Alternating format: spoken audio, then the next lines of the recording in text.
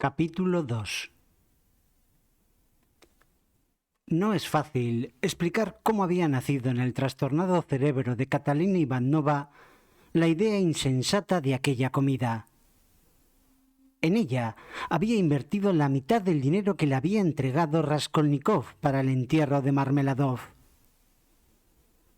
Tal vez se creía obligada a honrar convenientemente la memoria del difunto, a fin de demostrar a todos los inquilinos, y sobre todo a Amalia Ivanova, que él valía tanto como ellos, si no más, y que ninguno tenía derecho a adoptar un aire de superioridad al compararse con él.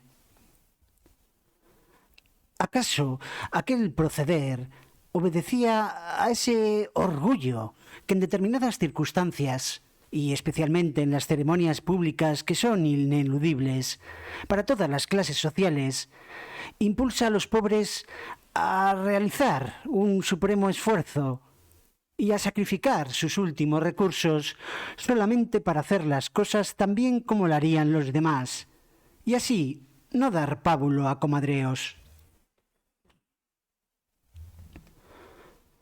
También podía ser que Catalina Ivanova, en aquellos momentos en que su soledad y su infortunio eran mayores, experimentara el deseo de demostrar a aquella pobre gente que ella, como hija de un coronel y persona educada en una noble y aristocrática mansión, no sólo sabía vivir y recibir, sino que no había nacido para barrer y lavar por las noches la ropa de los hijos.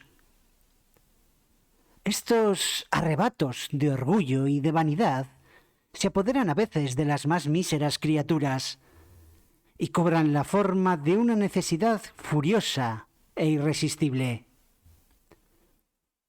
Por otra parte, Catalina Ivanova no era de esas personas que se aturden ante la desgracia. Los reveses de fortuna podían abrumarla, pero no abatir su moral, ni tampoco anular su voluntad. Tampoco hay que olvidar que Sonetska afirmaba, y no sin razón, que no estaba del todo cuerda.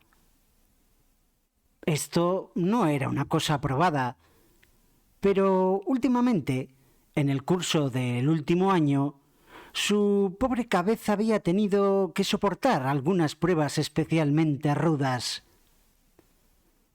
En fin, también hay que tener en cuenta que, según los médicos, la tisis, en los periodos avanzados de su evolución, perturba las facultades mentales. Las botellas no eran numerosas y tampoco variadas. No se veía en la mesa, por ejemplo, vino de Madeira. Lujin había exagerado. Había, verdad es, otros vinos, vodka, ron, oporto, todo de la peor calidad, pero en cantidad suficiente. El menú, preparado en la cocina de Amalia Ivanova, se componía además del cutia ritual, de 3 o 4 platos, entre los que no faltaban los populares crepes. Además, se habían preparado 2 samovares para los invitados que quisieran tomar té o ponche después de las comidas. Catalina Ivanova se había encargado personalmente de las compras, ayudada por un inquilino de la casa, un polaco famélico, que habitaba, solo Dios sabía por qué, en el departamento de la señora Litzbechel, y que desde el primer momento se había puesto a disposición de la viuda. Desde el día anterior había demostrado un celo extraordinario. A cada momento, y por la cuestión más insignificante, iba a ponerse a las órdenes de Catalina Ivanova, y la perseguía hasta los Gostini Dior, llamándola pani comandanta. De aquí que, después de haber declarado que no habría sabido qué hacer sin este nombre, Catalina Ivanova acabara por no soportarlo. Esto le ocurría con mucha frecuencia. Se entusiasmaba ante el primero que se presentaba ante ella. Lo adornaba con todas las cualidades imaginables. Le atribuía 1000 méritos inexistentes, pero en los que ella creía de todo corazón, para sentirse de pronto desencantada y rechazar con palabras insultantes al mismo ante el cual se había inclinado horas antes, con una viva admiración. Era de natural alegre y bondadoso, pero sus desventuras y la mala suerte que le perseguía le hacían desear tan furiosamente la paz y el bienestar que el menor tropiezo lo ponía fuera de sí. Y entonces, a las esperanzas más brillantes y fantásticas sucedían las maldiciones, y desgarraba y destruía todo cuanto caía en sus manos, y terminaba por dar cabezadas contra las paredes.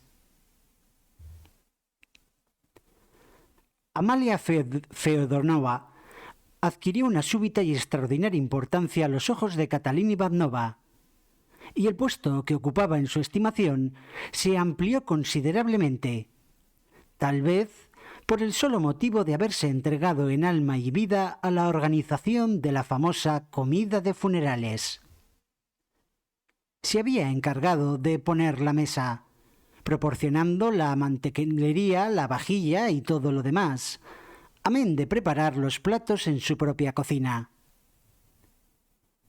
Catalina Ivanovna le había delegado sus poderes cuando tuvo que ir al cementerio, y Amalia Feodorovna se había mostrado digna de esa confianza. La mesa estaba sin duda bastante bien puesta. Cierto que los platos, los vasos, los cuchillos, los tenedores no hacían juego, porque procedían de aquí y de allá. Pero a la hora señalada todo estaba a punto, y Amalia Feodorovna, consciente de haber desempeñado sus funciones a la perfección, se iba pavoneando con un vestido negro y un gorro adornado con flamantes cintas de luto. Y así ataviada, recibía a los invitados con una mezcla de satisfacción y orgullo. Este orgullo, aunque legítimo, contrario a Catalina Ivanovna, que pensó: cualquiera diría que nosotros no habíamos podido poner la mesa sin su ayuda, estaba creando problemas. El gorro adornado con cintas nuevas le chocó también. Esta estúpida alemana estará diciéndose que por caridad ha venido en socorro nuestro. Pobres inquilinos. Por caridad habráse visto. En casa del padre de Catalina Ivanovna, que era un coronel y casi gobernador, se reunían a veces 40 personas en la mesa, y aquella Amalia Feodorovna, mejor dicho, Ludvíkovna, no había podido figurar entre ellas de ningún modo. Catalina Ivanovna decidió no manifestar sus sentimientos enseguida, pero se prometió parar los pies aquel mismo día a aquella impertinente, que sabe Dios lo que se había creído. Por el momento se limitó a mostrarse fría con ella. Hubo otra circunstancia que contribuyó a irritar a Catalina Ivanovna. Excepto el polaco, ningún inquilino había ido al cementerio. Pero en el momento de sentarse a la mesa acudió la gente más mísera e insignificante de la casa. Algunos incluso se presentaron vestidos de cualquier modo.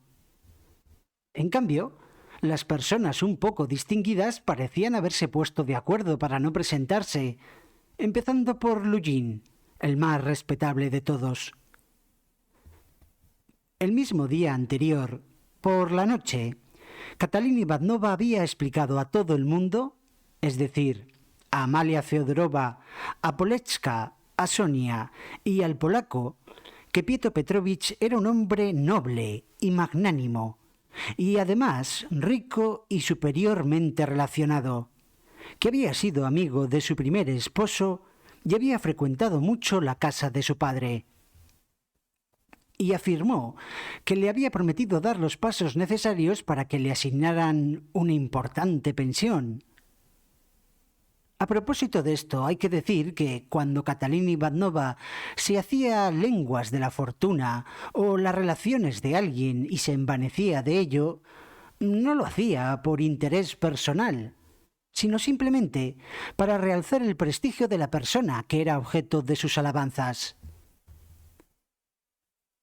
Como Lujin, y seguramente por seguir su ejemplo, faltaba aquel tunante de Lebeziatnikov. ¿Qué idea se habría forjado de sí mismo aquel hombre? Ella le había invitado solamente porque compartía la habitación de Pietro Petrovich, y habría sido un desaire no hacerlo.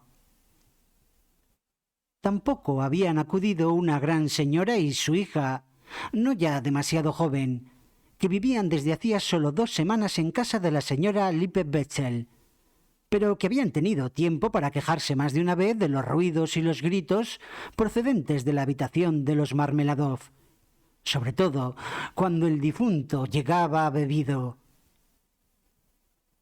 Como es de suponer, Catalina Ivanova había sido informada inmediatamente de ello por Amalia Ivanova en persona, que en el calor de sus disputas había llegado a amenazarla con echarla a la calle, con toda su familia por turbar. Así lo decía a voz en grito.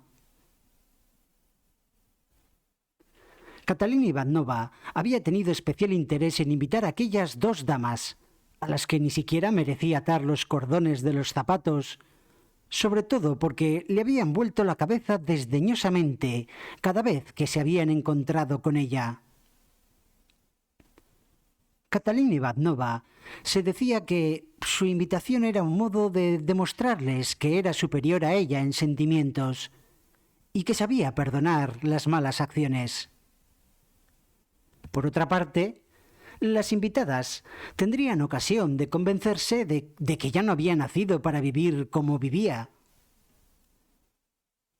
Catalina Ivanova tenía la intención de explicarles todo esto en la mesa, hablándoles también de las funciones del gobernador desempeñadas en otros tiempos por su ya fallecido padre. Y entonces, de paso, les diría que no había motivo para que le volviesen la cabeza cuando se cruzaban con ella, y que tal proceder era sencillamente ridículo. También faltaba un grueso teniente coronel. En realidad no era más que un capitán retirado. Pero después se supo que estaba enfermo y obligado a guardar cama desde el día anterior. En fin, que solo asistieron, además del polaco, un miserable empleadillo de aspecto horrible vestido con ropas grasientas que despedía un olor nauseabundo y por añadidura era mudo como un poste. Un viejecillo sordo y casi ciego que había sido empleado de correos y cuya pensión en casa de Amalia Ivanova corría a cargo desde tiempo inmemorial y sin que nadie supiera por qué de un desconocido. Un teniente retirado, o mejor dicho, empleado de intendencia que... Por cierto, este último entró del modo más incorrecto, lanzando grandes carcajadas. Y sin chaleco. Apareció otro invitado que fue a sentarse a la mesa directamente, sin ni siquiera saludar a Catalina Ivanova. Y, finalmente, se presentó un individuo en bata. Esto ya era demasiado. Y Amalia Ivanova lo hizo salir con ayuda del polaco. Este había traído a 2 compatriotas que nadie de la casa conocía, porque jamás habían vivido en ella. Todo esto irritó profundamente a Catalina Ivanova, que juzgó que no valía la pena haber hecho tantos preparativos para nada. Por temor a que faltara espacio, había dispuesto los cubiertos de los niños no en la mesa común, que ocupaba casi toda la habitación, sino en un rincón, sobre un baúl.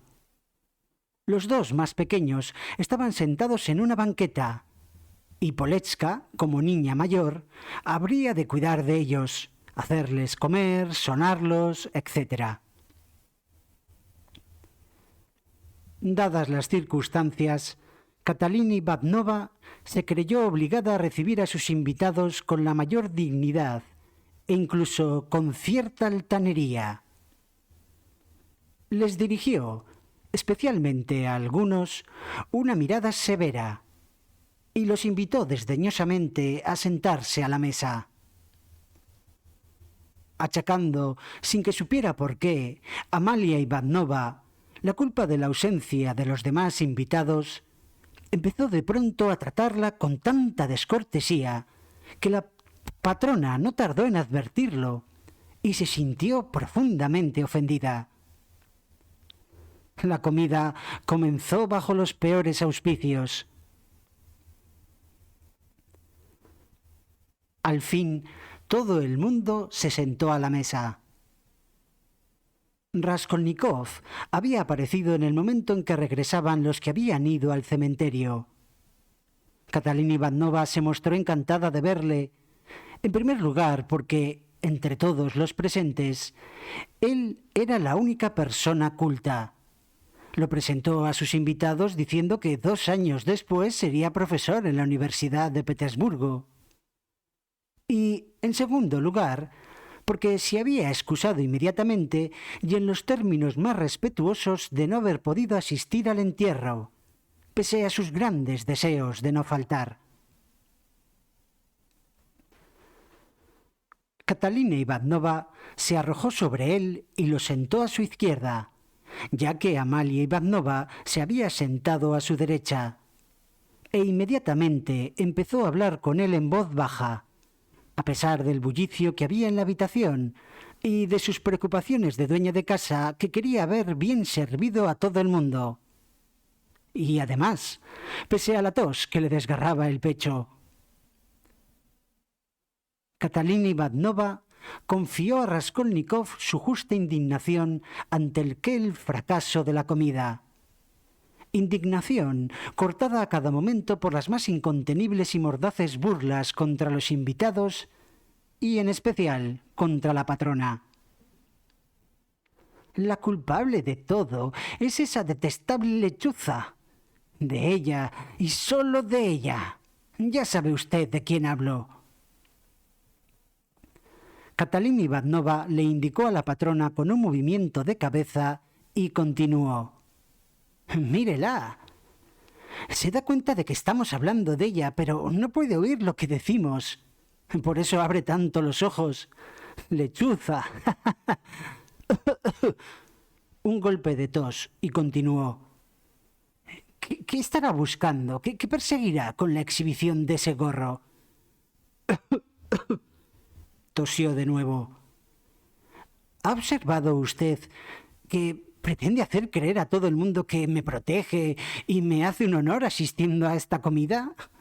Yo le rogué que invitara a personas respetables, tan respetables como lo soy yo misma, y que diera preferencia a los que conocían al difunto.